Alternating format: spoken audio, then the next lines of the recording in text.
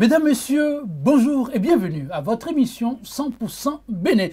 Ce numéro-ci vous invite sur un sujet que d'aucuns qualifient d'abstrait, mais très déterminant sous d'autres cieux en ce qui concerne l'orientation politique, la gouvernance tout simplement.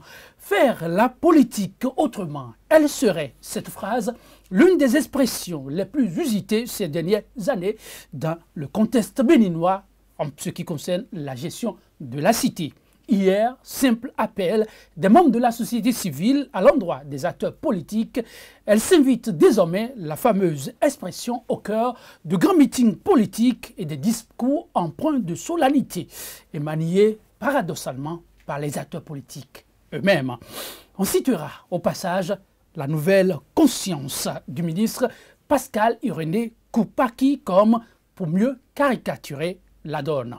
Week-end écoulé, à l'issue du 3e congrès ordinaire du parti Restaurer l'Espoir, la dynamique est revenue avec force détail lors de l'allocution du président du parti, Candide Azanaï. Citation. « Il est possible de faire la politique autrement sans avoir recours exclusivement à la ruse, à la rage, à la violence, à l'immoralité, à la cupidité et au mensonge. » Fin de citation.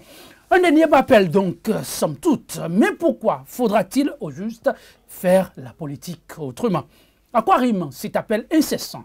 Quelles en sont les implications? L'appel venant des acteurs politiques eux-mêmes, quelle en est la connotation réelle? Mesdames, Messieurs, le débat, nous le ferons tout de suite. Thème au menu, gouvernance politique au Bénin, l'éthique, une nécessité pour espérer asseoir les bases d'un développement inclusif. Sur ce plateau, un acteur politique et un objecteur de conscience, pour ainsi dire. À ma droite, il a nom Valentin Dianontin, député à l'Assemblée nationale. Il est l'un des leaders des forces Cori pour un Bénin émergent, FCBE. Valentin Dianontin, bonjour. Bonjour, cher Joël. Merci pour la disponibilité. C'est un plaisir partagé. Merci donc. Le plaisir est aussi du côté de nos téléspectateurs. Le retour là, chaque fois que vous passez par ici. En face de lui, on ne le présente non plus. Il a nom Narcisse Tormetier, institutionnaliste, il est formateur en citoyenneté, parce que c'est de cela qu'il est question. Il en sera question pendant ces 45 minutes. Simon Narcisse Tormetier, bonjour. Bonjour, monsieur Joël. Merci de répondre à notre invitation. Plaisir partagé. Comment on se porte? La République va bien moi-même. Ah, ça fait plaisir de le savoir.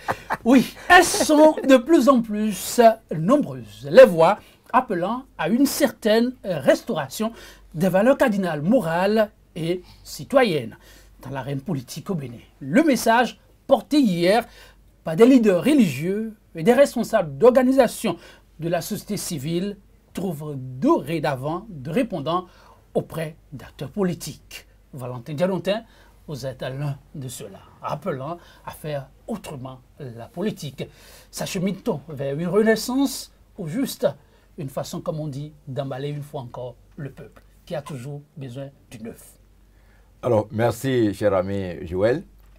Effectivement, depuis un moment, nous avons commencé à entendre encore ces phrases-là.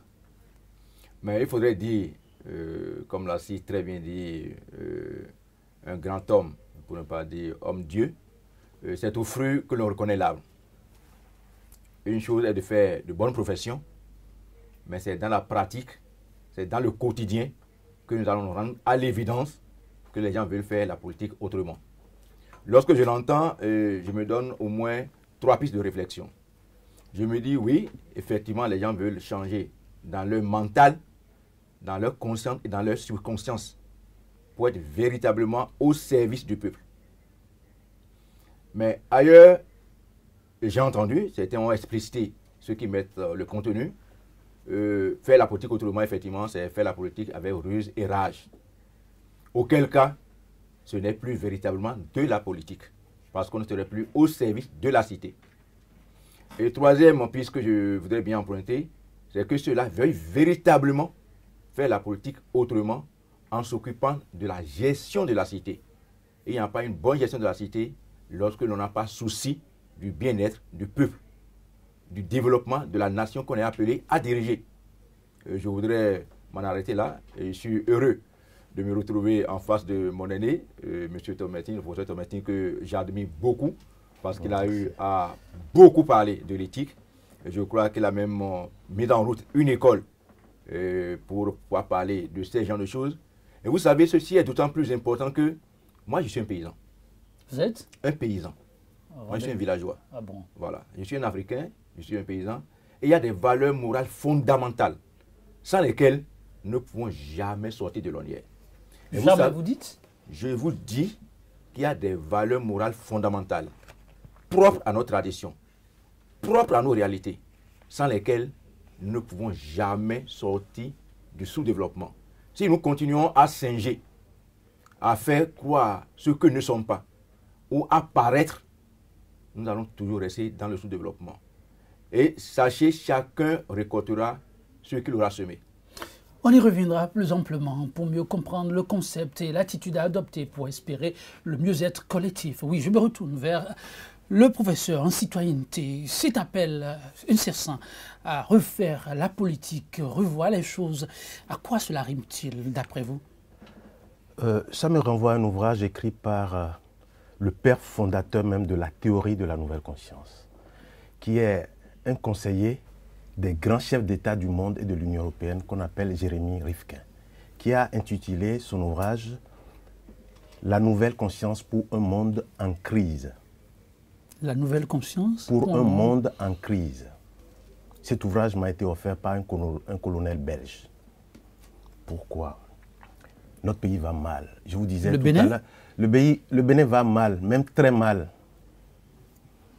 Deuxième citation que je donnerai vient d'un moine trappiste américain qui a écrit un ouvrage intitulé « Nul n'est une île ». Nul n'est une île. Il s'appelle Thomas Merton. Ça veut dire que personne ne peut tout seul porter le rêve d'une nation. Le rêve d'une nation doit découler d'une coproduction de l'intelligence collective. Et partout où il est difficile de se mettre ensemble, partout où on trouve qu'il y a un camp du bien, un camp du mal, vous ne pouvez pas avoir la nation, vous ne pouvez pas construire la République. Premier principe. Deuxième principe, nous renvoie à l'article 10 de la Constitution du 11 décembre 1990. Qui stipule? Et qui conforte ce que vient de dire le député Guénotin. Toute personne a droit à la culture. L'État a le devoir de sauvegarder, de promouvoir les valeurs nationales de civilisation, tant matérielles que spirituelles, ainsi que les traditions culturelles. Aujourd'hui, au nom de quelles valeurs républicaines nous sommes gouvernés? Au nom de quelles valeurs républicaines nos administrations fonctionnent? Au nom de quelles valeurs républicaines nous ouvrons les chantiers de réforme? Et au nom de quelles valeurs tous les secteurs de la vie sociale et économique de notre pays se trouvent aujourd'hui comme un brasier en voie d'ébullition? Je crois qu'il y a un malaise national. Actuellement au Bénin? Et bien sûr que les Béninois ne savent plus se parler, ne savent plus se dire la vérité. Il faut rapidement trouver une solution, ça fait partie des urgences nationales. Parce que ce pays a 3 maladies culturelles. Lesquelles? La première maladie, c'est le mythe du diplôme et des titres ronflants. La deuxième maladie, c'est le mythe de l'exotisme et de la banalisation de nos valeurs, de nos potentialités, de nos expertises locales. Et la troisième maladie culturelle, donc quand je dis culturelle, ça touche le mental, c'est le mythe de l'argent roi. Et nous célébrons la puissance de l'argent, nous célébrons l'argent comme une vertu. Elle n'en est pas une. Et ce qui fait que ces 3 mythes-là sont devenus les valeurs que nous honorons désormais ici. Ce que je voudrais dire, à titre d'introduction, c'est qu'il faut un mieux d'État et un moins d'ultralibéralisme au Bénin. Ah oui, cette vision, avec un peu de recul, ne semble pas être toute neuve. L'actuel chef de l'État l'a acclamé lors de son investiture et a annoncé les couleurs aussi Au temps fort de la campagne électorale, oui, Valentin Dianoté, je me retourne vers vous, acteur politique plein. Comment se fait-il que ces valeurs qu'incarnait le chef de l'État et qu'il a prôné, qu'on en soit en plein mandat, en plein exercice de son mandat, que des acteurs politiques se voient encore obligés de ressasser cela, à croire qu'il n'y a pas autre chose à faire, à croire que ce n'était pas suffisamment dit. Y a-t-il urgence à revenir sur ces données? Merci beaucoup. Vous allez me permettre de me répéter. Allez-y. D'entrée de jeu, j'ai dit que c'est au fruit que l'on reconnaît l'arbre. Vous ne pouvez pas cueillir une mangue sur un oranger. Et vous voyez, le professeur a fait un diagnostic parfait. C'est vrai que lorsque les gens sont en campagne, leur bouche déclare des choses qui ne viennent pas de leur cœur. Mais en principe, c'est suivant la richesse du cœur que la bouche parle. Mais curieusement, les gens parlent juste pour être dans l'ambiance du moment, pour plaire, alors que dans leur fort intérieur, eux-mêmes ne sont pas convaincus, eux-mêmes ne vivent pas ça en eux. Tant que vous utilisez des mots pour tromper, ça va se révéler, parce que ce n'est pas votre être. Et c'est ce à quoi nous assistons avec nos chefs d'État. Loin de moi l'idée de vouloir critiquer qui que ce soit, mais j'ai entendu tellement de choses, comme tout le temps, ça ne date pas de lui, mais étant donné que c'est lui qui est là aujourd'hui, et j'ai entendu tellement de choses, mais lorsque je me retrouve dans l'opérationnalisation, je méconnais l'individu. Je méconnais l'individu. Et je vais plus loin pour dire que le professeur a parfaitement raison. Lorsqu'on dit, effectivement, aujourd'hui, lorsque vous êtes quelqu'un qui travaille pour la promotion des valeurs et que vous n'avez pas le matériel, vous n'avez pas l'argent, personne ne vous compte à rien. À présent. C'est ça notre nation, c'est ça notre pays, malheureusement. Lorsque vous êtes vertueux, quelle que soit votre vertu, quel que soit ce que vous faites, les gens vont reconnaître à un moment T, mais 2 minutes après, vous allez me connaître quand même les mêmes gens. Et c'est ça qui fait malheureusement que certains en font même pratiquement un dieu. Et c'est là le grand danger. Et c'est ce à quoi nous assistons aujourd'hui. Lorsqu'il a parlé de l'ultra et libéralisme, lorsqu'il parle de l'argent roi, effectivement, on pense que l'argent est au-delà de tout. Lorsque vous pensez que l'argent est au-delà de tout, vous allez tout vous permettre. Et je vais plus loin. Pour dire quelque part, il est écrit, et vous m'excusez de tout faire beaucoup à la Bible, nous ne sommes pas dans une église ici, que l'amour de l'argent est la racine des maux. Et quelques-uns, en étant possédés, se sont allés à leur propre ruine. Vous voyez, le fait de toujours courir après l'argent, vous allez assister à votre ruine parce que vous désacralisez l'être humain. La tête conditionne le reste des membres du corps, dit-on. Est-ce qu'aujourd'hui, quand on prend la gouvernance, donc le gouvernement actuellement en place, ne travaille-t-il pas à imprimer quand même cette dynamique que beaucoup réclament aujourd'hui à tout le peuple? Mais vous voyez, c'est ça le drame. Vous voyez, il y a un drame social qui se joue. Lorsque vous remarquez tout ce qu'on a appelé réforme en soi, ça travaille pour ne pas mettre l'homme au centre du développement. Actuellement, l'homme n'est pas au centre du développement. L'homme n'est pas du tout au centre du développement. Mais les réformes qui sont conduites aujourd'hui, elles le sont toujours avec des hommes. Les réformes le sont avec des hommes, mais des hommes qui ne pensent pas aux hommes. Je peux vous donner quelques exemples. Bah, allez-y. Vous voyez, regardez, nous avons quelques rares sociétés qui tiennent encore la route. Mais lorsqu'on se lève subitement et on pense qu'il fallait tout privatiser, et derrière cette privatisation, vous voyez encore l'ombre de ceux-là qui sont appelés à sauvegarder l'intérêt général, l'intérêt national. Je me demande à quoi assiste-t-on. Lorsqu'on me dit qu'on veut faire la promotion, on veut rendre la ville belle, et que dans le même temps, on se met à dégager les pauvres dames, les pauvres gens qui n'ont plus le pain quotidien. Et dans le même temps, au lieu que l'on procède à l'aménagement, c'est les herbes, c'est les eaux qui ont pris possession de ces lieux. Je me demande quelle est la réforme que vous voulez faire.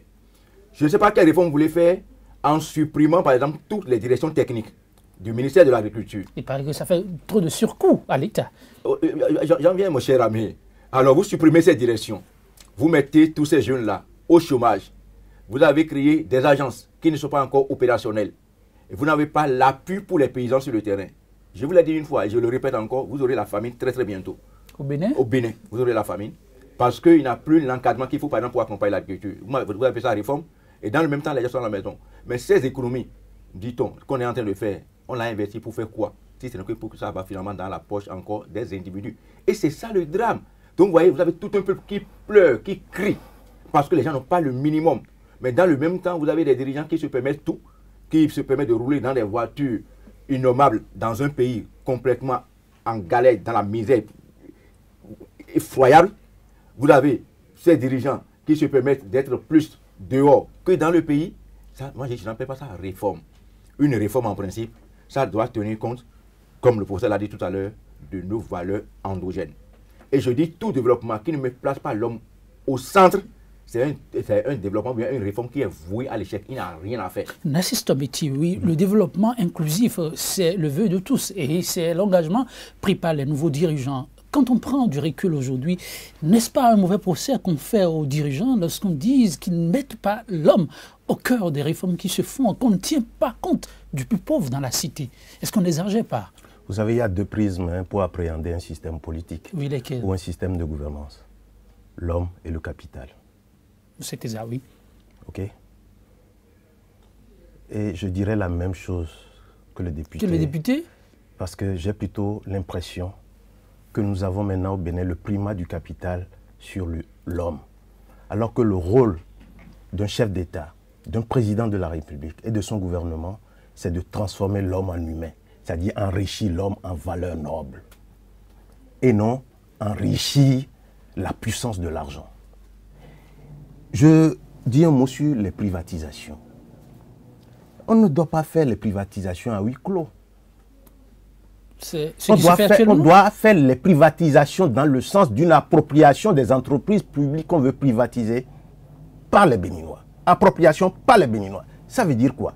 Même si on veut vendre ces entreprises-là, je sais à combien de milliards, il suffit de descendre la part sociale à un niveau raisonnable et dire nous réservons aux nationaux 60% et 40% aux étrangers. C'est pas possible?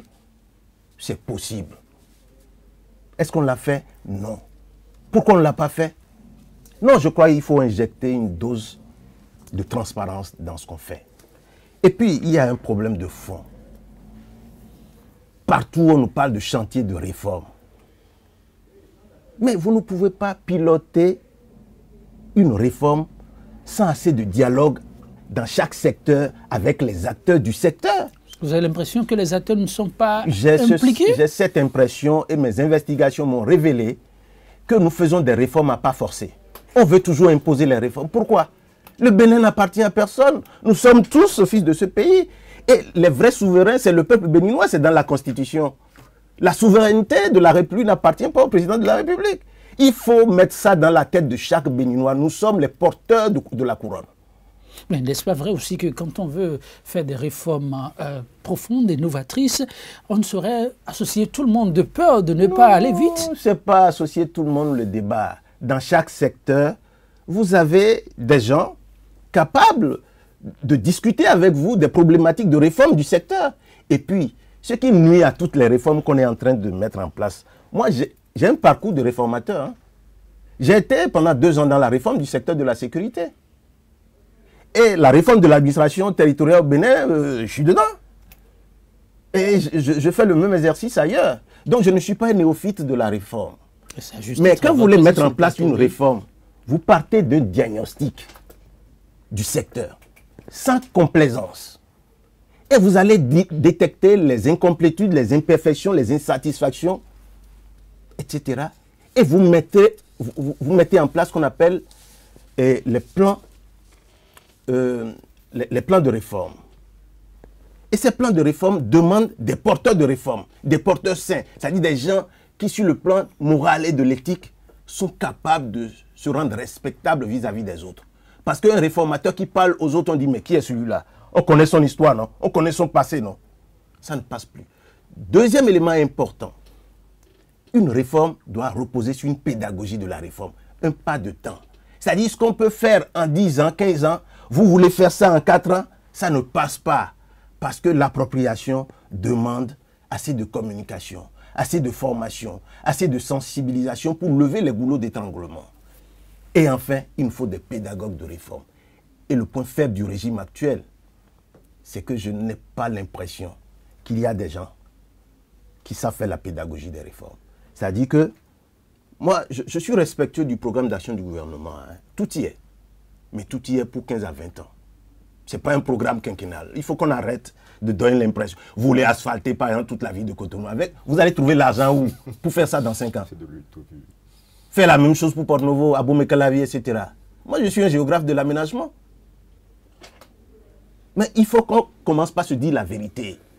Je suis d'accord que la vie a besoin d'une dose d'utopie, mais il faut aussi raisonner un peu d'utopie.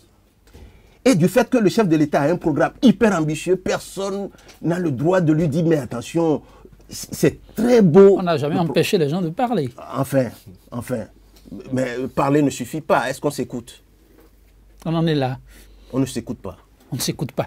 Oui, peut-être a raison. En tout cas, l'honorable et président du parti Restaurer l'espoir dans cette veine a déclaré, je cite, « L'homme politique doit avoir les aptitudes à communiquer, le sens du respect, l'ouverture, l'écoute et la facilité à nouer de bonnes relations. Il doit savoir dépasser les petites querelles de personnes qui existeront toujours aussi longtemps que nous serons dans le commerce avec les hommes. » Il a, dit-il, l'impression que sur ces pans, eh ben, c'est tout un désert. Valentin Djelontin. Alors, je crois que, à écouter ces formulations, ça rejoint déjà un peu le décryptage que faisait tout à l'heure le professeur. Et venant de quelqu'un comme celui-là, je crois qu'il sait de quoi il parle. Parce que dans un passé récent, il était quand même dans un gouvernement et il sait ce qui se passait. Vous voyez, non, il est temps quand même que nous apprenions à dire la vérité à notre peuple. Et que nous fassions l'effort nous-mêmes, en exprimant une certaine volonté, à faire ce que nous disons. Vous voyez, sans ça, ce serait toujours de l'hypocrisie. Ce serait toujours de l'hypocrisie et n'allons pas avancer. C'est vrai, il a fait quand même un diagnostic qui est très bien dit, parce que lorsque nous observons ce qui se passe depuis un moment, je l'ai dit encore que je dis que c'est un drame qui se joue au plan national. Et si l'on prend Ghana, c'est vrai, c'est peut-être un peu absurde ce que je voulais dire, le Bénin risque de disparaître. Non mais, disparaître. Le Bénin risque de disparaître. Vous n'exagérez pas? Le Bénin risque de disparaître. Et si je le dis, vous voyez, ce n'est pas que nous n'allons plus avoir la terre, nous n'allons plus avoir les arbres, tout ça là. Mais ce qui fait la valeur d'un pays, ce sont ces hommes. Ce sont ces hommes. Et les hommes existent. Les hommes existent. Mais lorsque les hommes sont clochartisés, lorsque les hommes ne sont plus considérés comme des hommes, mais sont considérés comme des choses, de la matière, où est-ce que nous voulons aller? Vous voyez, tout à l'heure, le professeur disait, il a parlé des réformes. Effectivement, quelles réformes voulez-vous faire? Lorsque vous ne prenez pas en compte ceux qui sont du secteur, ceux qui savent de quoi on parle. Et vous ne faites pas un débat inclusif. Et vous pensez que vous êtes le Seigneur, vous êtes le Dieu tout-puissant qui connaît tout. Et ce que vous voulez, c'est ça qui doit se faire. Et je dis, il a parfaitement raison, parce que moi aussi, je connais beaucoup de choses dans beaucoup de secteurs où c'est comme ça qu'on a voulu faire. Même la révision de la Constitution, dont on parle. Mais c'est qu'on a vu, on a réfléchi quelque chose dans sa tête, on pense qu'on est dans un microcosme où on peut tout savoir, on peut tout faire, et puis on est parti. Et parce que ça n'a pas marché, bon, bref, on a vu tous les mots qu'on a commencé à sortir. Vous prenez le système éducatif, l'enseignement supérieur, tous les remous que nous avons également à ce niveau aujourd'hui. Vous prenez le système sanitaire, tous les remous que nous avons là aujourd'hui. Tout à l'heure, j'ai parlé un peu de l'agriculture, où on a créé des agences depuis 1 an qui ne servent pratiquement à rien. On n'a même pas pris le soin de poser, comme il a dit, un vrai diagnostic. On n'a même pas fait une étude en tant que telle et on placarde des choses qui sont désassolées par rapport à ce qui se passe peut-être dans la sous-région et dans le monde entier. Vous prenez également le secteur de je ne sais pas quoi, portuaire. Oh, c'est quand même terrible ce qui se passe dans ce pays. C'est vrai, le pays risque de disparaître. On me dit, là, on va remettre le port à un mandataire. Pour de plus-value. Est-ce que c'est vraiment pour de plus-value? C'est ce qui a été annoncé. Je l'espère bien. Alors, et dans le même temps, on me dit, celui qui va venir, c'est lui qui va choisir le personne qui va y travailler comme il veut. Qu'est-ce qu'on fait avec ceux qui sont là? On n'a même pas encore fait le débat avec ceux qui sont là. Mes chers amis, je ne sais pas si vous avez suivi récemment le collectif des praticiens hospitaliers. Nous les avons suivis. Vous les avez suivis, à réagir. Alors, franchement, moi, je crois que il faudrait que nous pensions à travailler. Parce que, comme il a dit, nous voulons faire le commerce avec les hommes. Si vous voulez faire le commerce avec les hommes, des hommes existaient avant nous, des hommes existent avec nous, des hommes existeront encore toujours après nous. Et il y a beaucoup qui sont passés par là, qui ont eu à faire des choses, à poser des actes que nous pouvons évaluer. Et nous-mêmes, nous allons chercher quand même à chercher un consensus autour de ce que nous faisons. C'est vrai, tout ce qui est réforme, il y a des obstacles. Mais ces obstacles-là ne seraient pas insurmontables si vous avez pris soin de discuter en amont, c'est bien ça qu'on dit, avec ceux qui s'y connaissent, et que vous êtes appelés à diriger. Mais lorsque vous voulez forcer tout, parce que vous croyez que vous êtes omnipotent, omniscient, et ce que vous voulez, c'est ça qui doit se passer, et contre tout parce que vous voulez faire le bonheur des gens, contre leur propre volonté, moi je crois que ça ne pourra pas marcher.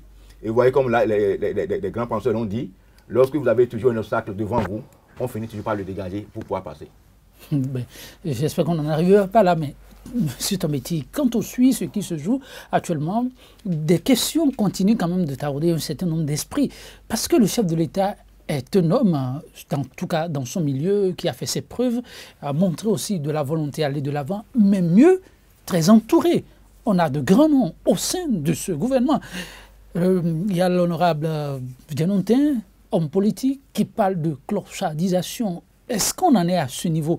C'est vrai qu'à un moment donné, on s'est posé un certain nombre de questions. Quand on prend, entre autres figures, Irénée Koupaki, qui aujourd'hui a été l'un des tout premiers à formuler autrement cet appel à faire autrement la politique à travers sa nouvelle conscience.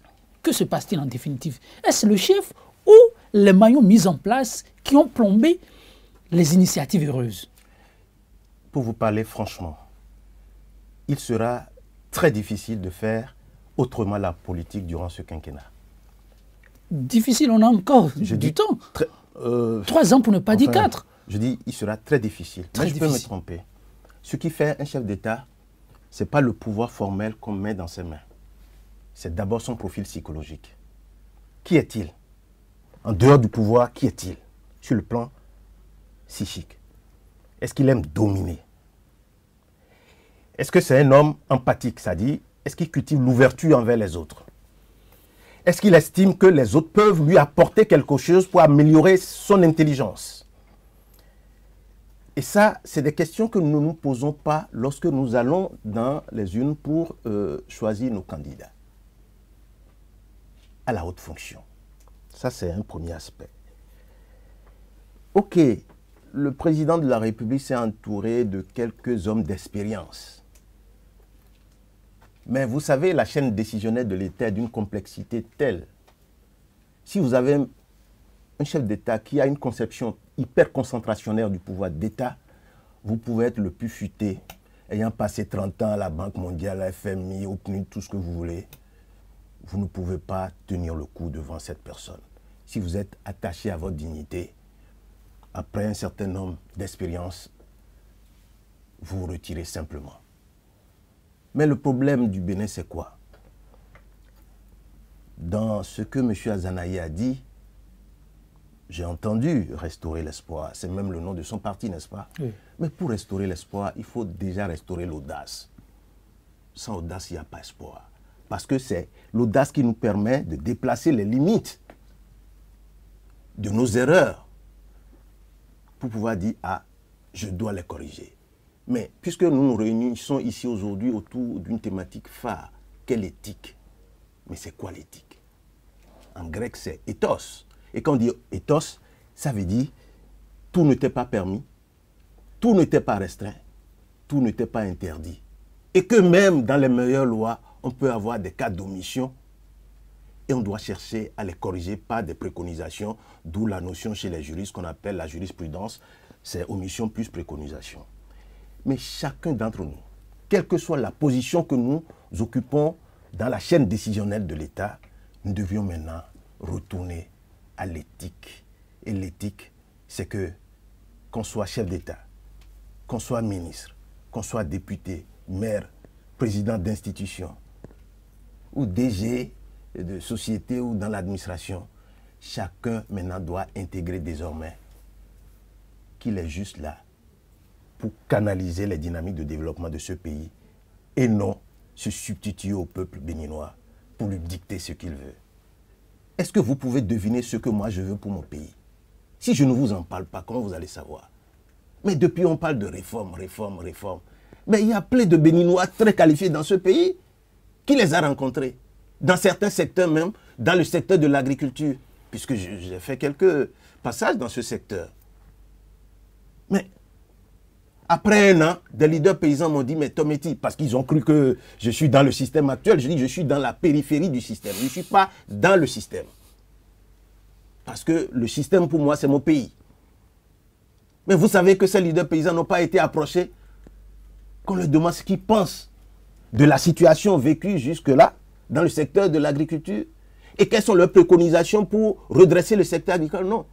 J'ai été le consultant pour les paysans, pour l'élaboration de la politique agricole de l'UEMOA, il y a quelques années. Parce que les paysans de l'Afrique de l'Ouest, enfin de l'espace UEMOA, se sont soulevés pour dire on ne peut pas écrire la politique de façon bureaucratique. Ils ont marché sur l'UEMOA Ouaga. Et au Bénin ici, ils ont mis la pression sur le gouvernement. Et on nous a fait appel, on les a accompagnés. On a produit une contribution. Aujourd'hui, des bureaucrates s'enferment entre eux, se passent pour les grands connaisseurs du Bénin, des Béninois, de tout, et on produit un document avec une certaine arrogance que moi je n'ai jamais vue quelque part. Non, il faut qu'on arrête là. Mais tout ça pourquoi? Oui, pourquoi? Ah oui, parce que là, il ne faudrait plus qu'on ait un chef d'État dans ce pays qui ne soit pas une émanation de la classe politique. Vous pensez? Parce que, oui, il faut y arriver. Parce que les dernières élections, pour le second tour, les deux candidats étaient des loueurs de partis politiques, ont tous loué des partis politiques pour être au second tour, qu'il s'agit de Jinsou ou de M. Talon. Il faut qu'on sorte de là. On ne peut pas louer des partis politiques pour aller à la conquête du pouvoir le plus élevé de la République. Ce n'est pas normal, c'est indécent, parce que l'éthique traite de la décence et de l'indécence. La décence et de l'indécence, est-ce que c'est possible au Bénin? Ici, on a entendu, même de la bouche des personnes très avisées d'un certain âge, parce qu'en Afrique, comme on dit, le sage reste le sage à partir de l'âge. Mais on a entendu dire que les promesses électorales n'engagent que ceux qui y écoutent. Aujourd'hui, on parle de décence en politique. Oui, ça c'est une expression qui m'a toujours désolé. Quand j'entends ça, ça me désole. Ça me désole parce que nous devons être des hommes de parole. Nous devons être des hommes de parole. Ça quoi qu'on dise. Et que, tu vois, c'est vrai, c'est pourquoi je dis, quand les gens disent qu'il faut qu'on fasse la politique autrement, je dis, l'intitulé en soi est une bonne chose. Mais ça dépend de comment chacun l'assimile et comment chacun cherche à l'expérimenter dans son vécu quotidien. Comment on fait des promesses aux gens et vous accédez au pouvoir et vous dites que désormais maintenant ça n'engage que ceux qui ont cru à ça. Mais ça, en temps normal, on devait même démettre en même temps et celui-là. Et le problème d'éthique dont nous parlons, c'est pour ça que je dis, mais on a affaire. Parce que si nous-mêmes, dirigeants, nous ne croyons pas que nous devons nous travailler à une vertu et que c'est juste dribbler les gens pour accéder à un pouvoir, pour assouvir ses intérêts personnels, le pays ne va pas se développer. Nous avons fini par mettre ça dans la conscience populaire, au point où ces gens même qui acclament, qui veulent le bien, ne veulent pas payer le prix pour le bien. Je vais vous donner un exemple très simple. Lorsque vous êtes nommé à un poste de responsabilité, ministre ou DG, je ne sais pas quoi, tout ça, toute famille veut que son enfant pose des actes corrects, des actes aimables. Mais dans le même temps, c'est ceux-là qui vous demandent des services impossibles. Vous voyez, on regarde des concours dans ce pays. Moi, j'ai fait un tour vers mes militants et on m'a cru pour dire, mais combien de gens j'ai pu placer dans la fonction publique? J'ai dû composer à la place de ceux-là que je fais. Ça veut dire quoi? Ça veut dire qu'il faudrait que je donne des noms pour que même si les gens n'ont pas travaillé, on les déclare admis. Et je leur ai dit, mais ça c'est bien beau ça. Mais dans le même temps, quand il y a problème, ce n'est pas vous qui criez encore pour dire, ah, on a pris l'enfant de ci, on a pris l'enfant de ça. Moi j'ai été mis pendant des années, mais mon enfant va au champ. Mon enfant fait agro, mais il va au champ. On peut dire qu'il apprend n'importe quoi. Vous voyez, malheureusement, et je dis, c'est pourquoi je dis le professeur fait un diagnostic impeccable. Si vous êtes autorité dans ce pays et que vous n'avez pas les plus grandes maisons, vous n'êtes pas là à distribuer des billets du matin au soir, c'est comme si vous ne valez rien. Vous voyez, nous on a eu le courage de poser certains actes et à l'Assemblée nationale. Les gens ont acclamé, mais dans le même temps, Les gens viennent te voir pour dire, on veut te voir. On dit, ah vraiment, donne de l'argent. Mais je dis, mais j'ai refusé de prendre l'argent.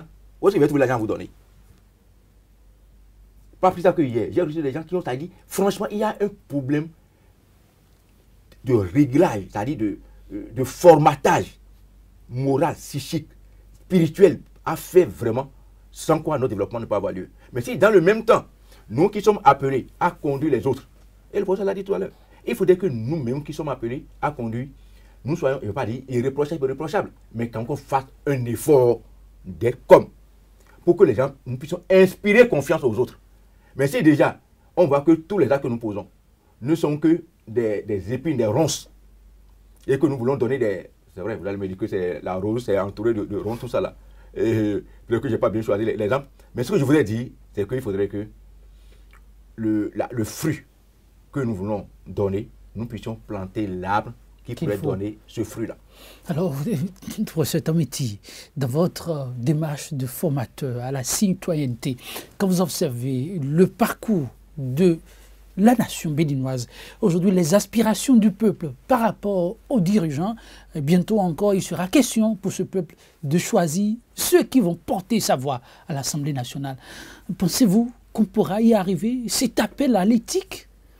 Vous savez, le Bénin s'enfonce dans ce qu'on appelle le drame perpétuel. C'est-à-dire tout ce qui est commun à nous tous là, on en fait ce qu'on veut.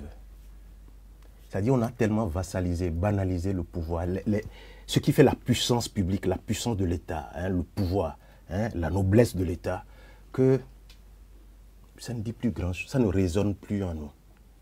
Tout simplement, on ne veut pas que nos dirigeants soient des super-hommes, comme l'a dit le député, mais une dose d'exemplarité, qu'il inspire confiance, qu'on ait envie de l'imiter parce qu'il affiche dans sa façon de parler, dans sa façon d'être, dans sa façon de faire et de faire certaines envies. Il déclenche en nous quelque chose, peut-être difficile à expliquer, mais on a envie un peu de faire comme lui. Mais moi, je n'ai envie de faire... je n'ai pas envie de faire comme ce que je vois aujourd'hui. Je ne vois rien qui puisse me montrer que je suis sur un chemin de lumière. On nous embarque dans le chemin des ténèbres. Tout simplement pourquoi? Pour que ça change au niveau mental, au niveau comportemental. Il faut maintenant prendre en charge les enfants depuis le cours primaire. Restaurer l'éducation à la citoyenneté. Parce que les enfants déjà à 8 ans savent comment on vole dans ce pays. Comment les dirigeants volent, comment les dirigeants mentent, savent ce qu'on appelle la corruption électorale. À 8 ans, ils savent. Moi, vous en avez vu? Non, pour une première fois, moi j'ai battu campagne là, au cours des dernières élections, pour une première fois. J'ai été dans des villages où c'est des gamins, Minami Akwebo, Minami Akwebo, Bakwebo. Alors je dis, mais c'est pas possible. Vous comprenez? Ce pays est en train de s'enfoncer. C'est pourquoi je voudrais dire qu'on révise ou pas la Constitution, il y a urgence au moins de faire une révision du système partisan béninois, tout au moins pas une loi. Trouvons la formule qu'il faut pour qu'on n'ait plus affaire avec ces 250 partis politiques. Parce que quand vous regardez ce paysage fou du système partisan béninois, c'est un système de prédation du bien commun. Mais pour ça, on n'a pas besoin de toucher à la Constitution forcément. Non, c'est ce que je dis. Avec une loi, oui, on peut le régler. Mais vous avez la même maladie au niveau de la société civile. Vous avez beaucoup d'organisations de la société civile aussi créées pour ponctionner des ressources via les acteurs politiques ou faire des chantages auprès des opérateurs économiques. Vous prenez les syndicats. Dans le secteur de la santé, vous avez une 50aine de syndicats. Pour faire quoi?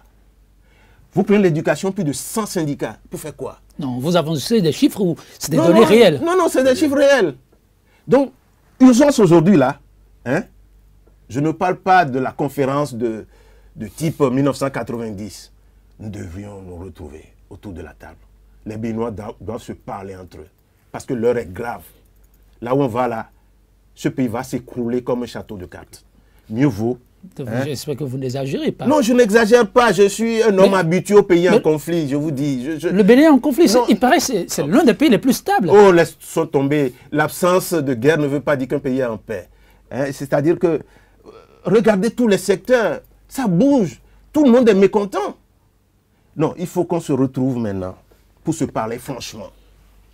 Il faut que chacun se vide, qu'on fasse le deuil de ces errements depuis 1990, parce qu'on a cru, avec la conférence nationale, que ça y est, le Bénin va prendre son envol. Quel envol? La situation que nous vivons actuellement, c'est pire que ce qu'on vivait avant d'aller à la conférence nationale en 1990. Ayons le courage de le dire. Mais il n'y a personne dans les rues. Il paraît qu'avant, il y avait des gens dans les rues, les gens n'ont pas le salaire. Aujourd'hui, il paraît que les salariés ont le salaire régulièrement. C'est le seul indicateur de paix dans un pays. Vous voulez quel autre indicateur? Oh là là. Vous prenez l'économie informelle, urbaine dans Cotonou. Il faudrait que l'informel ne fait pas une nation. Vous avez des dizaines... Non, mais il n'y a que ça. Il n'y a pas que ça. Vous savez, moi, j'ai un profil historique de l'habitat au Bénin. Surtout l'habitat rural. Puis ça fait très longtemps que je parcours mon pays. Mais quand je circule, je dis, mais qu'est-ce qui a changé dans l'habitat? Vous avez encore de ces maisons en paille délabrées. Même quand vous prenez les sites où il y a des usines de fabrication du ciment, vers Onik-Bolo. À côté, vous voyez des maisons délabrées. Mais monsieur, j'ai dit, non, mais c'est terrible. La misère, elle est grandissante. Vous prenez le bassin cotonnier. Le Bénin est menacé de désertification. On pousse, on détruit les arbres, on met du coton. Mais je ne connais pas de cotonniers, de paysans cotonniers riches dans ce pays. Non, je ne suis pas un inconnu dans le monde paysan. Je crois que les gens le savent, ça. Mais donnez-nous 10 noms de paysans cotonniers riches au Bénin ici, riches du coton. Ça fait réfléchir. Nous produisons, nous détruisons la nature. Pour quel bénéfice pour ce pays? Regardez, le maximum d'emplois que l'État donne par an au Bénin ici, c'est 1000, autour de 1000. Et nous déversons sur les trottoirs 120 000 à 150 000 jeunes diplômés, toutes catégories confondues. Et on continue de penser que c'est la ville de Cotonou qui doit absorber tous ces jeunes sans emploi. Qu'est-ce que nous faisons des 77 communes? Valentin Dianonté, est-ce qu'il faut aller vraiment à un dialogue national, même si on ne veut pas faire une conférence? Non, je partage tout à fait le point de vue du professeur. Vous savez, effectivement, nous étions partis pour... on croyait que vraiment, bon, on a trouvé le bon chemin pour pouvoir y aller loin.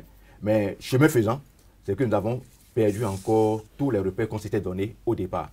Et ce qui se passe aujourd'hui, vous voyez, quand je vous vois marquer votre étonnement, je me demande si nous vivons dans le même pays. C'est un peu comme si vous n'êtes pas au pays. Non, mais nous, on est là, on recueille les données. Mais ce que l'exécutif, les données disponibles au niveau de l'exécutif, sont plutôt des données reluisantes. Non, vous avez... C'est ça qui est dommage, quoi. Et il ne faudrait pas que les gens pensent, déjà, je l'ai dit au chef de l'État lui-même, il ne faudrait pas qu'ils pensent que celui qui a des propos divergents aux siens, ceux-là sont nécessairement ses opposants. Vous voyez, le pays va mal, et très mal. Ce qu'on est en train de vivre en 12 mois, c'est vrai, j'étais là. Je finissais déjà à l'université quand on a fait la conférence nationale, tous les problèmes de salaire qu'on n'a pas eu, tout ça, je sais. Mais ce qui se passe aujourd'hui, même si les gens ne sont pas dans la rue, ce qu'on vit, c'est pire que ce qu'on a vécu. Mais moi, je suis député. Je sais combien de personnes ont recours à moi chaque jour. Des fois, les gens vous appellent même la nuit pour dire qu'il manque même 1000 francs pour manger avec leur famille. Je dis, c'est un drame social qui se joue. Et un petit groupe, ça se permet, parce qu'ils vivent bien, et empêche aux gens de dire ce qui se passe. Mais vous allez voir, moi je dis, ne prenons pas garde. D'abord, il y a un paramètre très simple. On a voté un budget de 2010 milliards. Oui. Donnez-moi le taux d'exécution. On est en juin là. Donnez-moi le taux d'exécution. Il paraît que ça va accélérer d'ici là. Ah, ça c'est bien ça, c'est intéressant. Encore que les gens n'ont même pas encore validé les PTA dans les ministères. Les gens n'ont même pas encore validé les PTA dans les ministères. Vous voulez exécuter le budget comment? La semaine prochaine, nous, on va commencer. Valentin Dianonté, regardez dans la caméra et adressez votre message par rapport à la question de l'éthique, la politique, autrement à tous ces milliers de téléspectateurs qui vous suivent. Alors, cher ami, je dis la politique autrement, c'est bien. Mais comme je l'ai dit, ce n'est pas seulement des mots, c'est des comportements. C'est des comportements. Et il faudrait que ceux qui font ces professions, nous puissions les ressentir dans leurs gestes, dans leur manière de parler, dans leur manière de se comporter, et ne plus se dire qu'on a le pouvoir, c'est pour s'enrichir, et c'est pour détruire le peuple qu'on est appelé à diriger. Et pour finir, je voudrais nous appeler tous à une réflexion. Un grand sage a dit dans Proverbe que lorsque les justes se multiplient, le peuple est dans la joie. Mais lorsque un méchant gouverne, le peuple gémit. Merci à vous, Valentin Dianonté. Le message, ils l'ont compris, oui. Votre mot à l'endroit de ces milliers de téléspectateurs qui nous suivent. Mon premier mot serait à l'endroit du chef de l'État. On ne relève pas les grands défis de développement d'une nation avec des bénis oui-oui. Il faudrait que le chef de l'État, le président Patrice Talon, accepte qu'il y ait des compatriotes à lui qui ne partagent pas sa méthode de travail, qui le critiquent, qui critiquent son action. Ce qui importe, ce n'est pas de prendre ceux-là comme des adversaires. Ils ne sont pas des adversaires parce que la devise de notre pays, c'est fraternité, justice, travail. C'est notre façon de l'accompagner. Le second point? À l'endroit de la population béninoise, c'est de faire l'effort pour opérer le détachement vis-à-vis des choses matérielles de l'existence humaine, de sorte que pour les élections à venir, on puisse démontrer qu'il est possible dans ce pays du voyeurisme politique de choisir des dirigeants sans la corruption financière électorale. C'est mon souhait. Merci à vous, Nassi. Cet homme était Valentin Dianonté. Merci. Chers téléspectateurs, 100% Bénin, le numéro du jour, nous le bouclons sur cette citation de l'ancien ministre béninois de la Défense et acteur politique, candidat Zanaï, je cite, « L'homme politique doit être un soldat de l'intérêt général et la crédibilité doit être son uniforme de combat. » Mesdames, Messieurs, merci pour votre aimable attention.